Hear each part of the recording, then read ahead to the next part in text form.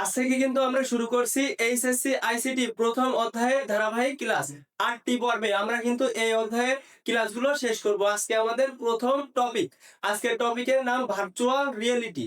এই virtual reality নিয়ে পরীক্ষায় প্রশ্ন হয় না এমন পরীক্ষার সংখ্যাই কিন্তু খুবই কম। প্রথম অধ্যায় থেকে যদি একটা গুরুত্বপূর্ণ টপিক থাকে তাহলে কিন্তু এই ভার্চুয়াল রিয়েলিটি। ক্লাসটি এমনভাবে সাজিয়েছি, এই ক্লাসের মাধ্যমে তুমি কিন্তু এমসিকিউ এবং সৃজনশীল দুইটাই খুব সুন্দর মতো অ্যান্সার করতে পারবে। অনেকগুলো বই ঘাটাঘাটি করে, মিনিমাম 4 থেকে 5টা বই ঘাটাঘাটি করে আমি মাত্র 10টা বাক্য তোমাদের জন্য তৈরি করেছি এই টপিকের উপরে। এই 10টা বাক্য যদি আয়ত্ত করতে পারো, এই টপিকে তোমাদের যে কোনো প্রশ্ন দেওয়া হোক না কেন, তোমরা অবশ্যই খুব সুন্দর মতো পরীক্ষায় অ্যান্সার করে আসতে পারবে। তাহলে চলো আমরা আজকের টপিকটি শুরু করি। আজকের topic virtual reality. Virtual reality পরীক্ষার জন্য গুরুত্বপূর্ণ 10টি বাক্য, অর্থাৎ ভার্চুয়াল রিয়েলিটি নিয়ে পরীক্ষায় এই 10টা বাক্যই আমাদের এনা। দেখো, ভার্চুয়াল মানে আমরা জানি কৃত্রিম, রিয়েলিটি মানে বাস্তবতা। ভার্চুয়াল রিয়েলিটি কৃত্রিম বাস্তবতা হলো হার্ডওয়্যার জিনিসটা কি?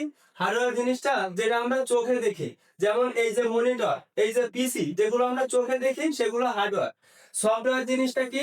সফটওয়্যার জিনিসটা যেগুলো এই মনিটরের মধ্যে থাকে, যেমন ফেসবুক অ্যাপ্লিকেশন, তারপরে আমরা বলতে পারি নোট 3, এগুলো কিন্তু সফটওয়্যার। তাহলে হার্ডওয়্যার ও সফটওয়্যারের সাহায্যে তৈরি এমন একটি কৃত্রিম, এই কথাটা মনে রাখবে, ভার্চুয়াল রিয়েলিটি মানেই কিন্তু কৃত্রিম পরিবেশ যেখানে ব্যবহারকারী বাস্তবের মতো অনুভূতি পায়। তাহলে মূলত ভার্চুয়াল রিয়েলিটি এমন একটি পরিবেশ যেটা কৃত্রিম কিন্তু বাস্তবের মতো।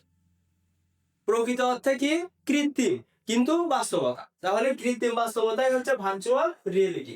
খুবই সহজ ভাষায় লেখা। দেখো, ভার্চুয়াল রিয়েলিটি হার্ডওয়্যার ও সফটওয়্যারের সাহায্যে তৈরি এমন একটি কৃত্রিম পরিবেশ যেখানে ব্যবহারকারী বাস্তবের মতো অনুভূতি পায়। এটা আমাদের প্রথম বাক্য। আমরা কিন্তু প্রথম বাক্যেই এই যে ভার্চুয়াল রিয়েলিটির সংজ্ঞা সেটা শিখে নিলাম। এখন দেখো দ্বিতীয় বাক্য, ভার্চুয়াল রিয়েলিটি মানুষের বাস্তব জগতের ন্যায় অনুভূতি সৃষ্টি করে। তাহলে দেখো, বাস্তব জগতের ন্যায়, এই যে বাস্তব জগতের ন্যায় অনুভূতি সৃষ্টি করে। প্রকৃত অর্থে বাস্তব না, কিন্তু তোমাকে বাস্তবের অনুভূতি কিন্তু এই ভার্চুয়াল রিয়েলিটি দিতে পারে। দেখো, তাই ব্যবহারকারী নিজেকে সেই পরিবেশের অংশ মনে করে। তাহলে ভার্চুয়াল রিয়েলিটি ব্যবহার করে তুমি কিন্তু বাস্তবের মতো ফিল নিতে পারবে। বিষয়টা এমন। দেখো, ভিআর মানে ভার্চুয়াল রিয়েলিটি প্রযুক্তিতে সিমুলেশন তত্ত্ব। দেখো, কোনো কাজ বাস্তবে করার আগে সেটা যদি হার্ডওয়্যার ও সফটওয়্যারের সাহায্যে প্র্যাকটিস করা হয়, অর্থাৎ অ্যানিমেশনের সাহায্যে প্র্যাকটিস করা হয়। তোমরা অনেক অ্যানিমেশন ভিডিও দেখেছো। ডাক্তার চিকিৎসা করার আগে, মেইন চিকিৎসা করার আগে, প্র্যাকটিক্যাল চিকিৎসা করার আগে সে কিন্তু আগে টেস্ট করে, সেটা কিন্তু ভার্চুয়াল রিয়েলিটির মাধ্যমে। কেউ কার ড্রাইভিং শিখবে, সে কিন্তু ভার্চুয়াল রিয়েলিটির মাধ্যমে টেস্ট করতে পারে। তাহলে এই যে টেস্ট করা, সেটাই হচ্ছে সিমুলেশন তত্ত্ব। তাহলে দেখো, সিমুলেশন তত্ত্ব ব্যবহার করে বাস্তব পরিবেশে অনুরূপ একটি কৃত্রিম জগৎ। দেখো, আবারও সেই কথা ঘুরে ফিরে কিন্তু এই কৃত্রিম কথাটা থাকবে। দেখো, কৃত্রিম জগৎ তৈরি করে। ভার্চুয়াল রিয়েলিটির পরিবেশে ব্যবহারকারী ত্রিমাত্রিক। এখানে এই শব্দটা মনে রাখবে, ত্রিমাত্রিক।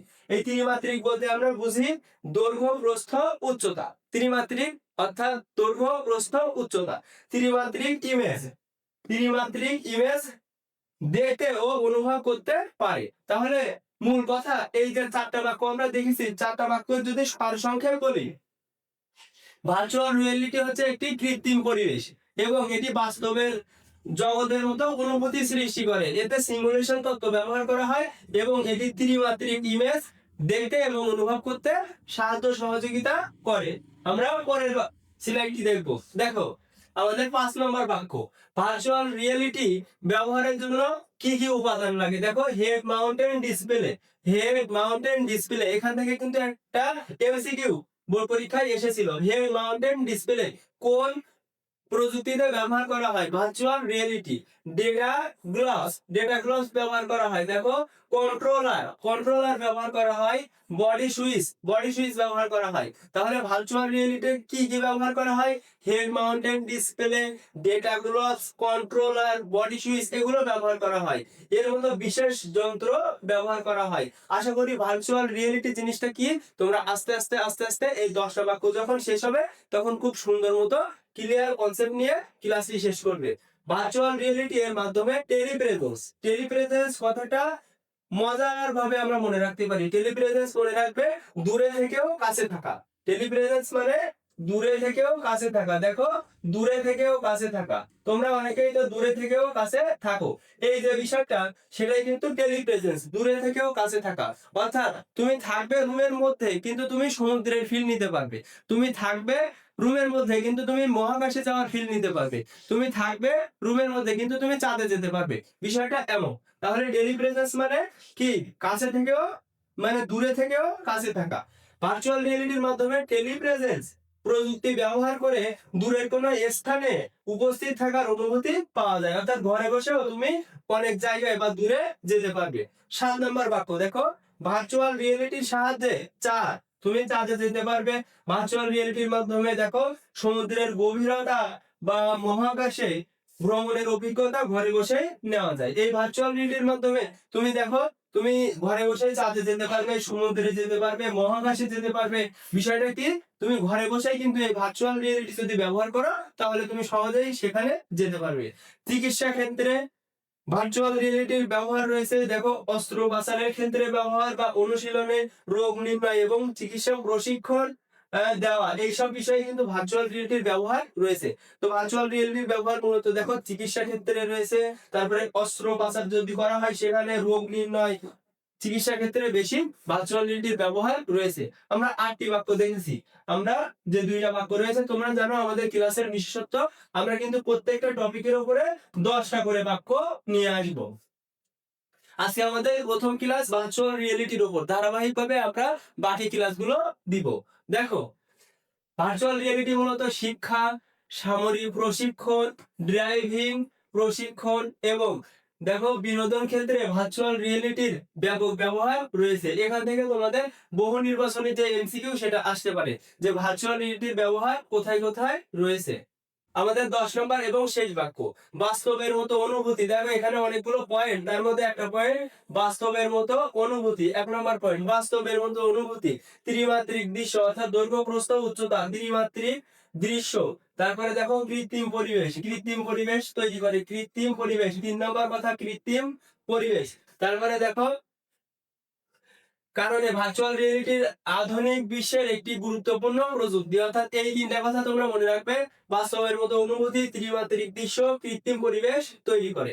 এখন আমরা পরীক্ষায় মনে রাখার জন্য ম্যাজিক লাইন, পরীক্ষায় তো আমাদের মনে রাখতে হবে, লিখে দিয়ে আসতে হবে। সেজন্য এই যে 10টা লাইন আমরা শিখলাম, এই 10টা লাইন যদি 1 লাইনে নিয়ে আসা হয় এবং তোমাদের 1 লাইনের রিভিশনের একটা সুযোগ করে দেওয়া হয় তাহলে কেমন হবে? আমরা কিন্তু ম্যাজিক একটা লাইন তৈরি করেছি এই 10টা বাক্য মিলে। ম্যাজিক লাইনটা দেখো, প্রথমে আমরা জানি হার্ডওয়্যার এবং সফটওয়্যারের সাহায্যে কৃত্রিম পরিবেশ তৈরি করা হলে সেটাকে ভার্চুয়াল রিয়েলিটি বলে। ভার্চুয়াল রিয়েলিটিতে কিন্তু সিমুলেশন তত্ত্ব ব্যবহার করা হয়। সিমুলেশন তত্ত্ব বলতে কি? বাস্তবে কোনো কাজ করার আগে আমরা যদি হার্ডওয়্যার ও সফটওয়্যারের সাহায্যে কম্পিউটারের মাধ্যমে একটা ডেমো বা একটা কৃত্রিম ভাবে যদি সেটা টেস্ট করি সেটাই কিন্তু সিমুলেশন। দেখো ভার্চুয়াল রিয়েলিটি মূলত কৃত্রিম পরিবেশ। ভার্চুয়াল রিয়েলিটিতে 3D ইমেজ অর্থাৎ ত্রিমাত্রিক ইমেজ ব্যবহার করা হয়। এখানে যে ব্যবহার ভার্চুয়াল রিয়েলিটিতে মূলত ব্যবহার হয় head mounted display, data glass, controller, body switch এগুলো। দেখো টেলিপ্রেজেন্সের প্রয়োগ ক্ষেত্র, টেলিপ্রেজেন্স মানে কি? দূরে থেকেও কাছে থাকা। তারপরে দেখো চিকিৎসা ক্ষেত্রে ব্যবহার রয়েছে, শিক্ষা ক্ষেত্রে, প্রশিক্ষণ এবং বিনোদনের ক্ষেত্রেও কিন্তু ভার্চুয়াল রিয়েলিটির ব্যবহার রয়েছে। তোমরা কিন্তু আমার ইবিআই কোর্সে যুক্ত হতে পারো। তোমরা এই হোয়াটসঅ্যাপ নম্বরে আমার সাথে যোগাযোগ করবে 01314543739। এই হোয়াটসঅ্যাপ নাম্বারে যোগাযোগ করলে আমাদের বাংলা ইংরেজি আইসিটি কোর্সে তোমাকে আমি যুক্ত করে নিব। শুধুমাত্র 500 টাকায় তুমি কিন্তু 500 নম্বরের প্রস্তুতি নিতে পারবে।